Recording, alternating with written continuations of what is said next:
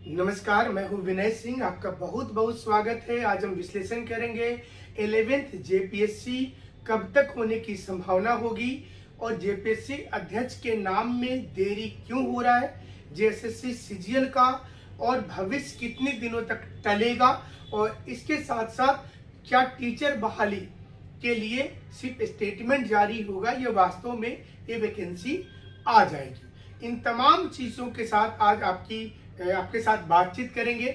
उसके पहले आपको बता दें कि स्कॉलरशिप टेस्ट में जो बच्चे अपीयर हुए थे उसमें से 17 कैंडिडेट ऐसे थे जिन्होंने 70% का स्कोर को क्रॉस कर गया। उन तमाम लोगों को कॉन्ग्रेचुलेसन देंगे।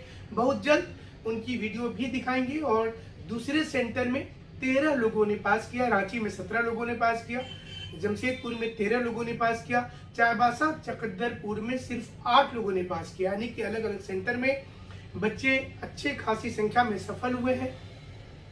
और इन तमाम बच्चों को जो हमने बोला था कि इनको क्लासेज की सुविधा दी जाएगी, तो पूरी क्लासेज पीटी और मेंस की जेपीएससी की दी जाएगी। इसके साथ साथ दूसरी सुविधाएं भी इनको दिया जाएगा। इन बच्चों में से कई बच्चे ने स्वयं से फोन करके कहा कि वो पूरा फ्री क्लास नहीं करेंगे, वो कुछ पेमेंट करना चाहते हैं। हम ऐसे बच्चों का तहे दिल से शुक्रिया अदा करते हैं जिनको लगता है कि वो सक्षम है और कुछ पेमेंट हम कर रहे हैं। साथ ही साथ एक दूसरी तस्वीर भी बताएंगे कि स्कॉलरशिप टेस्ट में जिन बच्चों का 25% नंबर आया या 15% नंबर आया, 30% आया, वे सारे बच्चे भी बड़ी संख्या में मैसेज कर रहे हैं कि हमें फ्री कर दिया जाए। और हम रांची में रूम लेके तो रहते हैं लेकिन एक भी पैसा देने में सक्षम नहीं है। तो हम उनसे रिक्वेस्ट करेंगे कि आप ऑनलाइन में हमारा फ्री चल रहा है क्लासेज, आप इसका जरूर से आनंद लें और इसको एंजॉय कीजिए, पढ़िए। क्योंकि बहुत सारी वीडियो हम लोग फ्री में ऑनलाइन में जरूर से दे रहे हैं। और हम भी नहीं चाहेंगे, आप भी नहीं चाहेंगे कि कल को श्रीलंका जैसी हालत हो जाए कि अगर आपका 10% भी नंबर है तो उसको भी अगर फ्री कर दिया जाए तो फिर ये सबके लिए तकलीफ देह हो जाएगा और ये दिक्कतें आएंगी। जो मेरिटोरियस बच्चे हैं उसको हमने कमिटमेंट किया। और खास बात यह है कि वे बच्चे भी जिनको फ्री मिल चुका है मौका, वे बच्चे भी कुछ फीस देने को स्वयं से राजी होकर के आ रहे हैं और फीस देना चाह रहे हैं। आपकी जो दिक्कत है हम उसमें हमेशा आपके साथ खड़े हैं, लेकिन आपको भी बाकी चीजों का ध्यान रखना पड़ेगा। बहुत से लोगों ने अगली स्कॉलरशिप के बारे में पूछा था। अगली स्कॉलरशिप अब 2024 के सितंबर महीने में आयोजित की जाएगी।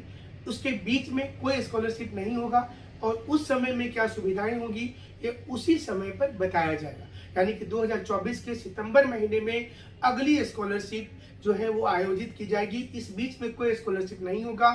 बहुत से लोगों ने ये मैसेज किया था कि उनका छूट गया, उनकी उस दिन एग्जाम थी या फिर वो नहीं आ पाए, गांव में रहते थे, या ऑनलाइन परीक्षा ले लीजिए। तो अब वो सारी चीजें अब नहीं होंगी, वो 2024 में होगा। तो चलिए जेपीएससी पर बात कर लेते हैं कि जेपीएससी में इन दिनों सबसे ज्यादा चर्चा है कि कौन होगा अगला अध्यक्ष, नेक्स्ट चेयरमैन कौन होगा और चेयरमैन बनने के बाद किस प्रकार की दिक्कतें वहां पर आएंगी और 11 जेपीएससी का भविष्य क्या इसी के साथ जुड़ा हुआ है। इसलिए ये इंपॉर्टेंट हो जाता है क्योंकि जेपीएससी ने पिछली बार ताल ठोक करके कहा था कि वो टाइम पर परीक्षा ले लेगी, टाइम से चलेगी, लेकिन कुछ ना कुछ ऐसा झारखंड में हो जाता है जिसके चलते जो है वो एग्जाम धीरे धीरे पोस्टपोन होने के क्रम में लेट हो जाता है और फिर वही कहानी हो जाती है जो पहला जेपीएससी से हो रहा था। यानी कि 3 वर्ष, 4 वर्ष, 5 वर्ष का जो समय होता है वो समय लग जाता है और बच्चों के लिए भारी दुविधा हो जाती है। यहाँ पर यह भी समझने वाली बात होगी कि जो बच्चे एग्जाम की तैयारी कर रहे हैं उनको अपने घर में तैयारी करनी चाहिए और कोई जरूरी नहीं है कि आप अगर कोचिंग इंस्टीट्यूट में आकर के पढ़ते हैं तभी पास करेंगे। आपको ये देखना होगा कि जो आप पढ़ रहे हैं वो क्वालिटी वाली पढ़ाई होनी चाहिए, जो टीचर आपको पढ़ा रहे हैं वो अभी क्वालिटी वाली पढ़ाई होनी चाहिए और आपको मेंस लिखने की लेखन शैली को विकसित करना होगा, तभी जाकर के आप जेपीएससी जैसे कठिन परीक्षा को पास कर पाएंगे। आप एक लेवल तक तो स्कोर कर लेते हैं लेकिन उसके ऊपर जाने के लिए आपको थोड़ा सा मेहनत करना पड़ेगा। ये उसी प्रकार की बात होती है जैसे ओलंपिक मैच में जब आप दौड़ में किसी को देखते हैं तो वह जो गोल्ड मेडल, सिल्वर और ब्रॉन्ज मेडल होता है वह पॉइंट के अंतर से होता है, लेकिन जो फोर्थ पोजीशन पर होता है वो भी कुछ पॉइंट से छूट जाता है, लेकिन उसे अनसक्सेस ही माना जाता है। आपको वहीं पर जोर लगाने की जरूरत है और खास करके आप एनसीईआरटी से घर में पढ़ाई करेंगे और जहां जहां से आपको जो भी सोर्स यूट्यूब के माध्यम से मिल रहा है आप घर में रह करके उसकी तैयारी करेंगे। फिर भी अगर आपको लगता है कि घर से तैयारी नहीं हो पाएगा तब आप किसी भी कोचिंग में जरूर से जाएंगे। ढेर सारे कोचिंग इन दिनों है, जहां आपको पसंद आता हो उस कोचिंग में जाकर के क्वालिटी जरूर से देखेंगे, क्योंकि ऐसा ना हो कि आप फीस के चक्कर में क्वालिटी से कंप्रोमाइज कर लें। खराब खाना भी सेहत के लिए खराबी हो जाता है। जेपीएससी में जो चर्चा है उसमें हमने पहले, जो बहुत पहले मतलब 1 महीना अब तो हो गया कि अजीता भट्टाचार्य जी का नाम हमने डिक्लेयर किया था। उस समय में 7 जेपीएससी की अपॉइंटमेंट चिट्ठी बट रही थी, उससे 3 दिन पहले ही एक नाम डिक्लेयर किया था। तो इनका नाम नंबर 1 पे चल रहा है, लेकिन उनको कड़ा टक्कर मिल रहा है इस समय में के खंडेलवाल से। के खंडेलवाल भी रिटायर कर गए हैं और इस समय में जेपीएससी में क्या सुधार होना चाहिए उस कमेटी के भी वो चेयरमैन है। इसलिए इन दिनों दूसरा नाम जो सुर्खियों में है वो के खंडेलवाल का है, तीसरा नाम दिलीप टोप्पो का है और चौथा नाम अनीमा हासदा का है। ये 4 नाम इस समय चर्चा में है कि इसमें से किसे मौका मिल सकता है।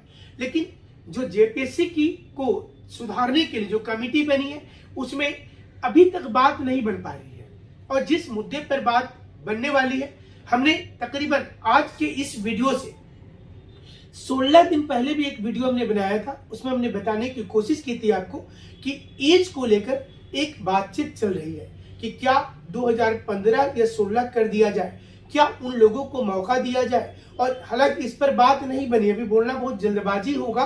2015 या 16 को लेकर के बातचीत जरूर से चल रही है। मतलब खंडेलवाल कमेटी में एक मुद्दा यह भी रखा गया है कि 15 अथवा 16 को करते हुए एक मौका देना चाहिए।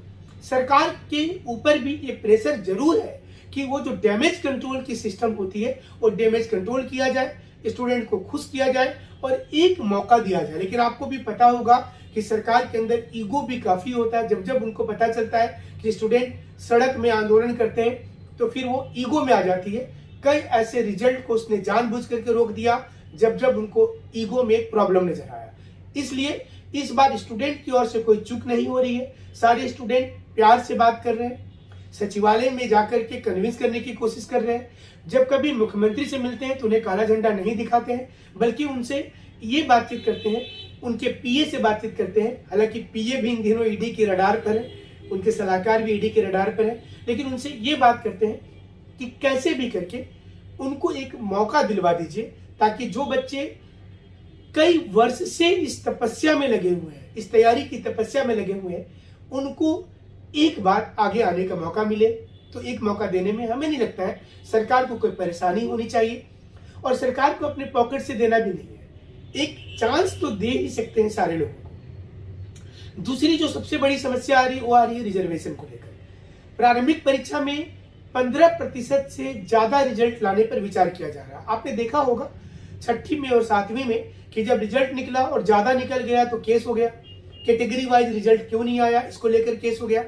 अब ये नियमावली में सुधार होगा, नियमावली में सुधार होकर के ये बताया जाएगा कि 15% से ज्यादा भी रिजल्ट लाया जा सकता है, यानी कि जो कैटेगरी वाइज है, मतलब जनरल में भी रिजल्ट ज्यादा हो सकता है और अन्य कैटेगरी में भी ज्यादा हो सकता है।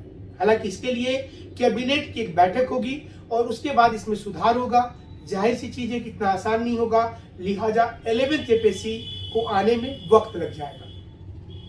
तीसरी समस्या कैडर बंटवारे को लेकर आ रही थी, जिसको भी सुधारने के लिए पूरी नियमावली ड्राफ्ट कर ली गई है और इसमें भी कोशिश किया जा रहा है कि ये पूरा का पूरा हो जाए। और चौथी समस्या क्वेश्चंस को लेकर के भी सोचा जा रहा है कि क्या सिविल सर्विस के तर्ज पर इसके क्वेश्चन पैटर्न में थोड़ी परिवर्तन कर दिया जाए, थोड़ा कठिन प्रश्न बनाया जाए और कोशिश ये हो कि पारदर्शिता ज्यादा से ज्यादा हो। आपने देखा होगा कि 7वीं जेपीएससी में पारदर्शिता न के बराबर रहा। पारदर्शिता इतना कम है कि जिनकी नौकरी लग गई है वो खुद असमंजस में है कि उनका नंबर कितना आया है, पता नहीं आगे क्या होगा। आप समझ से जाइए कि कोई परीक्षा में बच्चे पास करते हैं और उनको समझने में ही टाइम लग जाता है कि उनका नंबर कितना आया होगा, तो ये आप अंदाजा कर सकते हैं कि कितनी कम ट्रांसपेरेंसी है। जब आरटीआई लगाया जाता है तो छठी जेपीएससी का सैकड़ों कैंडिडेट को लौटा दिया गया या फिर इस प्रकार की आरटीआई में देने के लिए बुलाया गया कि जब तक उसकी मतलब मियाद ही पूरी हो गई हो। 7वीं में भी वही हो रहा है, आरटीआई का जवाब नहीं दिया जा रहा है। सरकार ने अपनी पूरी प्लानिंग की है। हमने 1-2 महीना पहले एक वीडियो किया तो उसमें विश्लेषण किया था कि गवर्नमेंट की यही प्लानिंग हो सकती है।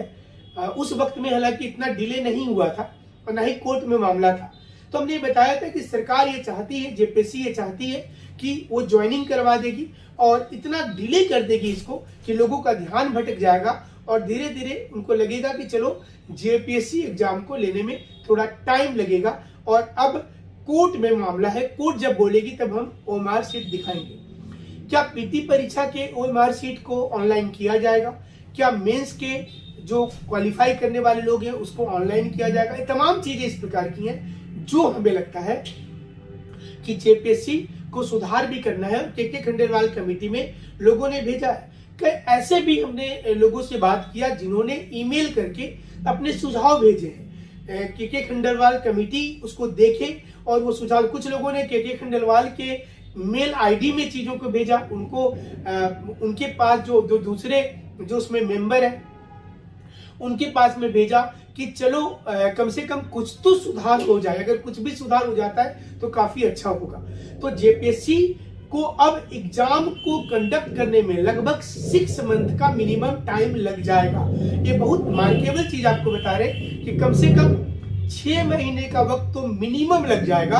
अगर अभी सुधार हो, कमेटी बैठेगी, कमेटी की रिपोर्ट आ जाएगी, कैबिनेट में चीजें आएगा और उसके बाद हमें लग रहा है कि 6 मंथ मिनिमम हो जाएगा, यानी कि वो 8 से 9 महीने भी हो सकता है। तो पीटी में आप समझ सकते हैं कि कितना लंबा वक्त हो जाएगा। तब तक आपको क्या करना चाहिए? हम कतई नहीं बोलेंगे कि आप हमारे यहाँ एडमिशन लेकर के पढ़िए, हम आपको ये बोलेंगे कि आप घर में एनसीईआरटी लीजिए।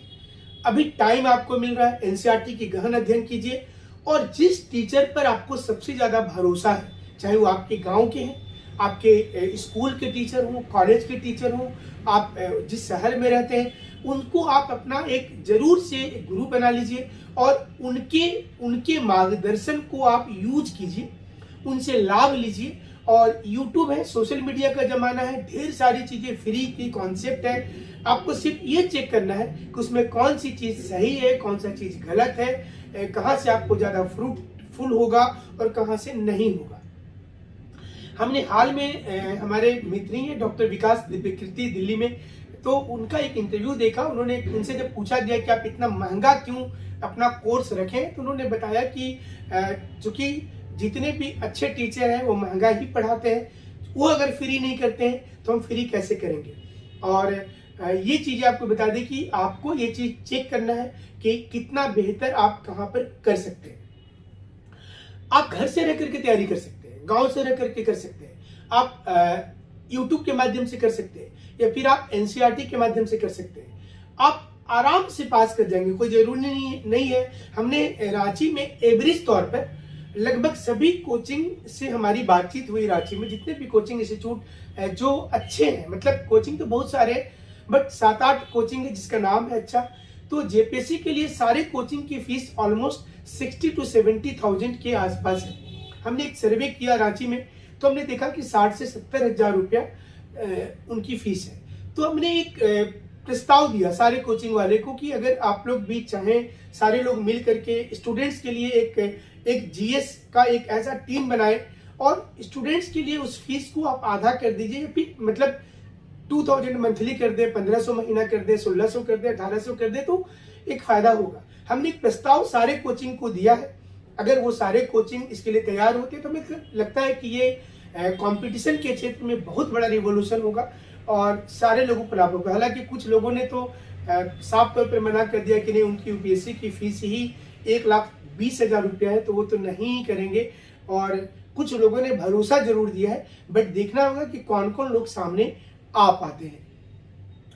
अब आपको ये बता दें कि जेपीएससी की तैयारी करते हुए आप जेएसएससी को टारगेट करते हैं तो अच्छी बात होती है, क्योंकि जेएसएससी में डेट जिस प्रकार से बढ़ता जा रहा है, मतलब डेट बढ़ता जा रहा है इन द सेंस ये हुआ कि सरकार भी खुद कंफर्म नहीं है कि वो कब परीक्षा लेगी, ना ही जेएसएससी कंफर्म है। कोर्ट में डेट पर डेट मिल रहा है, तो अगला डेट तो अभी आने वाला है, और ऐसे करते हुए कब तक जाएगा, और जब तक फाइनल नहीं हो जाता है डेट वहां से और सर्टिफिकेट वाला इशू और हिंदू को जोड़ने वाला इशू, तब तक हमें लगता है कि जेएसएससी अगर परीक्षा ले भी लेती है तो आपके लिए बहुत दिक्कत की बात होगी और आपको ये समस्या रहेगा ही। अब आपको ये भी बता दें कि जेएसएससी के साथ साथ टीचर की बहाली को लेकर के सरकार थोड़ी सी सोचना शुरू कर दी है, और हालांकि वैकेंसी के लिए बहुत बार बोला जा रहा है। हमने अभी बिहार का एक स्टेटमेंट देख लिया कि वहां पर मुख्यमंत्री ने बोल दिया है कि मतलब नौकरी देंगे लेकिन उससे ज्यादा हम रोजगार देंगे। तो हमें हमारे राज्य के मुख्यमंत्री की बातें भी याद आ गई कि आप नौकरी से ज्यादा रोजगार पर भरोसा कीजिए, आप अपना स्वयं का काम शुरू करिए। और अब बिहार में भी यही चीज शुरू हो रहा है कि रोजगार देंगे, नौकरी नहीं देंगे, रोजगार देंगे।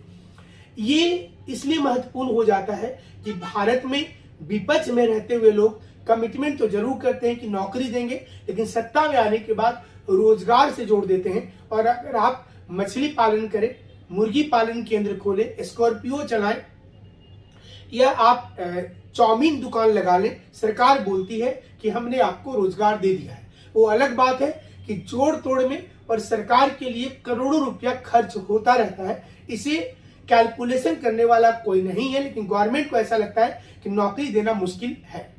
एक सर्वे की आपको रिपोर्ट बताएंगे जिसमें झारखंड में और बिहार में सरकारी नौकरी में जो लोग अभी तक हैं, इनके कुल पैसा का 23 से 24%, यानी कि बजट का 23 से 24% जो पैसा है वो नौकरी में वेतन देने वाले को और पेंशन भोगियों को चला जाता है।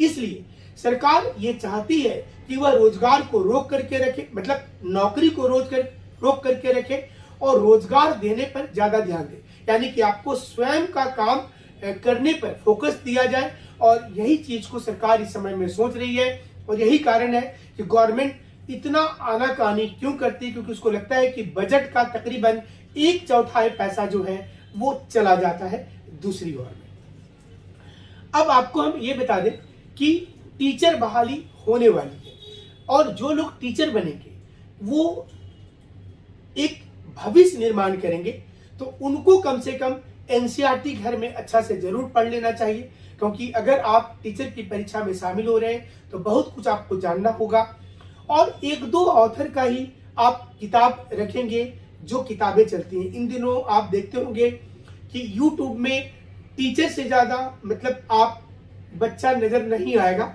इन दिनों स्टूडेंट से ज्यादा टीचर की संख्या हो गई है। तकरीबन झारखंड में हर तीसरा व्यक्ति यहाँ पर टीचर है यूट्यूब में, और वो आपको पढ़ा रहा है, आप उनसे पढ़ भी रहे हैं, बहुत अच्छी बात है ये। और इससे अच्छा और क्या हो सकता है कि आपके मोहल्ले में ही, आपके सर्किल में ही एक टीचर है और आप उनसे मदद लीजिए। हर टीचर की कुछ खासियत होती है, तो आप जरूर से उनसे मदद लेंगे। रीजनल भाषा में भी ढेर सारे टीचर हैं। अब तो हमें लग रहा है कि एक दिन ऐसा आएगा कि खोरठा भाषा में टीचर की संख्या ज्यादा हो जाएगी, स्टूडेंट की संख्या घट जाएगी, क्योंकि इन दिनों सबसे ज्यादा टीचर खोरठा भाषा के हो गए हैं। और आपको ये देखना होगा कि हर टीचर के अंदर कुछ तो क्वालिटी होगा, वो कुछ इनोवेटिव आइडिया लेकर के आते हैं। आप किसी भी टीचर के ऊपर भरोसा करके आप आगे चल सकते हैं, क्योंकि वो इनिशियल फेज में आपके लिए मेहनत जरूर करेंगे, चाहे वो ग्रामीण क्षेत्र में हो या फिर वो ब्लॉक या डिस्ट्रिक्ट लेवल के टीचर हो। और इसका लाभ अगर आप लेते हैं तो आपको सारा कुछ फ्री में मिल जाता है, और आपको उसके लिए कोई पैसा खर्च करना भी नहीं पड़ता है। तो ये तो झारखंड की स्थिति है इस समय में। और झारखंड में सरकार कितनी वैकेंसी और लाएगी, क्योंकि वैकेंसी ला रही है, लैब असिस्टेंट की भी वैकेंसी है, क्लासेज भी बहुत जगह उसके चल रहे हैं, और पीजीटी भी तो आ चुका है वैकेंसी, और भी वैकेंसी आने वाली है। कुछ और वैकेंसी आप उम्मीद करेंगे आने वाले 1 सप्ताह 10 दिन के अंदर में डिक्लेयर हो जाएगी। लेकिन हम एक बार फिर आपको कहेंगे कि आप एक भी दिन मिस मत कीजिए, एक रूटीन बनाइए, और उसमें डेली कम से कम 3 घंटा, 4 घंटा, 5 घंटा, जितना आपके पास पेशेंस हो, जितना आपकी क्वालिटी को कंट्रोल करने की कैपेसिटी हो, आप जरूर से मेहनत करेंगे और नोट्स जरूर बनाइएगा मेंस का घर में, और हमें लगता है कि आप पास कर पाएंगे। ऑनलाइन में जो सुविधाएं हम पहले भी दे रहे थे अब भी देंगे, ऑफलाइन में जो हमने बोला था वो हमने लागू किया है। जो विशेष किसी को डिस्काउंट की जरूरत पड़ती है